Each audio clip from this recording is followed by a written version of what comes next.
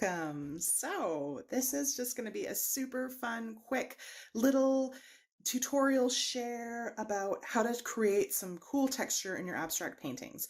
This isn't going to be anything crazy, just some fun ideas to kind of get those creative juices flowing. So let's get started. I've just got this little canvas board and I love these. They're great to practice on, cheap, and so I'm not worried about making any mistakes or anything like that. And I've just got a little bit of blue acrylic paint here. It's a heavier bodied paint, so you can see it's not just dripping off. It's got a little bit of thickness to it, so it can create texture all on its own. But then we'll also use a little bit of this light molding paste as well. But I don't use mediums a lot in my art, and I get some really great texture. So I'm just going to share how we kind of do that. So I'm going to start off, I'm going to get some of this blue paint, and I'm just going to spread a little bit on my board. Not too worried about it. I mean, right there, if I let that dry, that's some pretty cool texture already, right? But let's keep things interesting. I'm going to grab this little piece of plastic. Now, it was just like saran wrap, but I actually got this off of the canvas itself. When I unwrapped it, I had these leftover pieces of plastic, and my brain's always kind of going, oh, what can I do with that? What can I do with that? So what we can do with this is actually lay it over top of that blue paint. And this is so fun. It's so satisfying to kind of squidge that paint around in there. But if you see, we can pull it straight off and we'll get a little bit of texture. Whoops. But another thing we can do is kind of lay it on there. And what if we were to drag it and pull up? Then we get a little bit more texture there and some dragging motion. And then what if we add a little white paint in there maybe? So that's just a white, titanium white heavy bodied acrylic I'm using. And then let's lay this guy back down on there. And what if we maybe this time we kind of pinch it and pull up? Look at that. So you can see that just gives us a lot of different textures. If we when the paint starts to thin, you get these white marks in between. And if we had a base color on here, that base color would be showing through, which is really cool. So I love that. That's a great way to add a little texture. Let's just do one more and use up this excess paint on here. There we go. Uses up a little bit of something that would go in the waste and gives us a cool texture. And it's not immediately apparent what you've done, which I love when I'm creating abstract art. All right, so now this is still wet. While it's still wet, we can kind of play with it.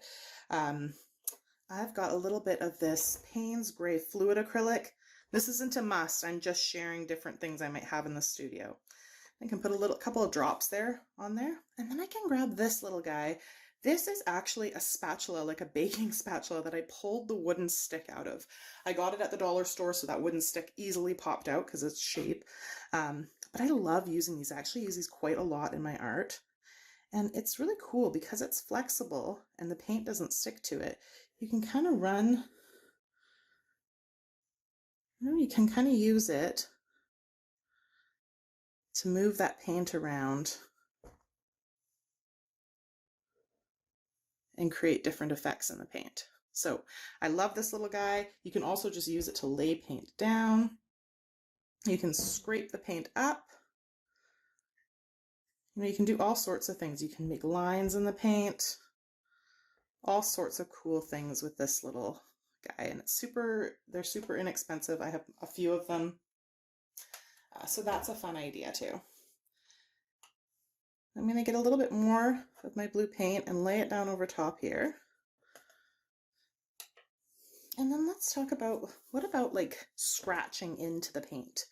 So I've got a little pencil here, just a plain old pencil. And now look how we can kind of create a really cool texture in there. I'll grab a little bit of white paint. And you can kind of see if you do a light color over the dark, we get more texture again there. You can do the same thing with dark over light. If you do a dark paint over top of a light paint and before it's dry, you scratch through it, you'll get some really cool marks there. Another thing we can use to scratch through the paint is a comb. So I have a whole collection of combs. I've got many, and I use them. They all make different marks. So experiment, you know, try some different things. So this one's actually my favorite, just this little guy here. It's got a little bit wider teeth at the end and narrower down here. And look at that. Can you see that texture? Isn't it cool? Especially on a larger piece, like it really kind of adds a cool detail. You don't necessarily notice it right up front. Oops. And, you know, you can do the one line one way. You could cross hatch it and create almost like a linen pattern in your canvas as well. Super cool way to create marks. And then, you know, if you have one of these combs, same kind of thing, you can create the lines, but you can actually also use this end of this comb the same way as we use that pencil. Kind of scratch into your paint. Got a big one, it's going to create big wide lines. So really fun, really cool, easy, cheap, something to play with. I love it. Okay, let's try, let's grab a little bit of the molding paste. So molding paste, if you're not familiar, it's sort of a thickened acrylic medium. I'm going to squirt it right onto my canvas. Be a little crazy. So you can see it's kind of like toothpaste consistency. And it's actually meant to mix with the paint. So I'm going to get a little bit of white paint, actually. Mix some white acrylic. And I know I kind of do things my own way. I should be mixing this on a palette, but we're going to mix it right on the canvas here. And I'm using, oh, haha, I didn't even realize. I grabbed the toothbrush. So funny, it looks like toothpaste, and now I'm going to scrub it around like toothpaste.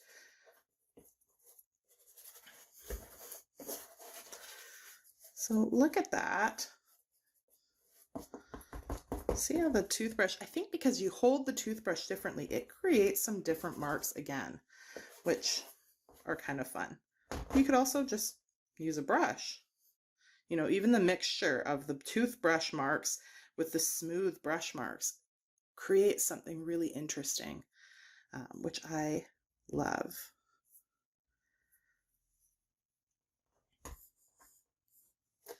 And then maybe we go back and grab our little spatula again, and we want to smooth it out. So, you know, just play. Come up with different fun ways to do things. All right, so there we have it.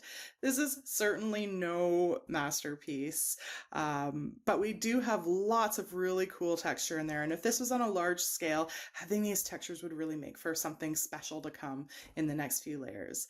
I hope that this little session has inspired you to think outside the box, to have some fun in the studio, come up with different tools and different ways to use them.